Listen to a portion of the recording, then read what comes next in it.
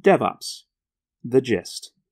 DevOps is development and operations working together, the pipeline between a codebase and a production environment.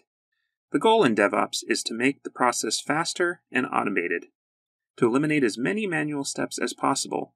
The only steps you don't want to eliminate are those that are absolutely necessary for quality and security. Then, once it's established, you want to track and improve your quality and security. Let's take a look at the basic building blocks to get an understanding of DevOps. At its core, these building blocks are source control, continuous integration, and continuous delivery. Each piece leads into the other, as we shall see. Well, let's go through each one briefly. First up, we have source control. This is where the code lives and development teams work on a release. Git is the modern best practice in 2019. It has the most support and the most use. If you're starting out in 2019, this is where you probably want to implement your DevOps solution. As the Starship Troopers quote goes, "You're it, until you die or I find someone better." For higher quality, one thing that can't be automated is the use of pull requests in GitHub or similar functionality if you're using any other Git hosting service. This should be your first line of defense. You really want to know exactly what's going into your master branch, and it allows you to be as hawk-eyed or lax as you want. Remember to not store any secrets or environmental specifics in source control. A lot of modern hosts will actually check to see if it identifies a token or password in your repository, and if it does, it'll warn you. This will help you with these kind of rules. Once a commit has been pushed into the master branch, it triggers the next piece of DevOps. The second piece, continuous integration, shorthand CI, is the center of the process. It's where most of the air quote magic happens. The code from master in your repository gets pulled. The code gets built.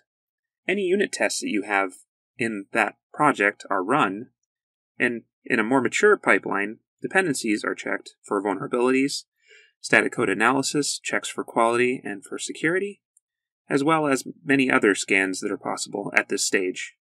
This is a great opportunity to gate, which essentially means to block the process from happening once a certain condition has been met. So if something does actually not fit your specifications, say it has too many critical security bugs from a particular static code scan, you want the whole entire process to stop and fail the build, as it were. So let's go a little bit deeper into gating. The importance here is that this gives you a stick to push change and enforce best practices within a domain. This will make application development teams take notice early when a change happens, if they haven't shifted left hard enough. And also, what you check in these gates may change over time, depending on the maturity of your DevOps pipeline. Once the code is built and gates have been passed, you have artifacts that are as a result of that build, and they are ready to be delivered. So the next step and final step is continuous delivery. The idea here is those artifacts were built once, and they need to be deployed to different environments. The development environment is deployed to automatically. Again, the code should be uniform, and the environment should have these specifics in environment variables. If you're using containers, you should have everything encapsulated in your image, and the container should be self-contained. This is a great place to do security and functional testing, since you now have a running environment to test code in a running state. So this allows you to do some more dynamic scanning, where you can actually do automated scripting or many other things that you couldn't do before when the logic for the application wasn't running. You should gate here as well, between environments.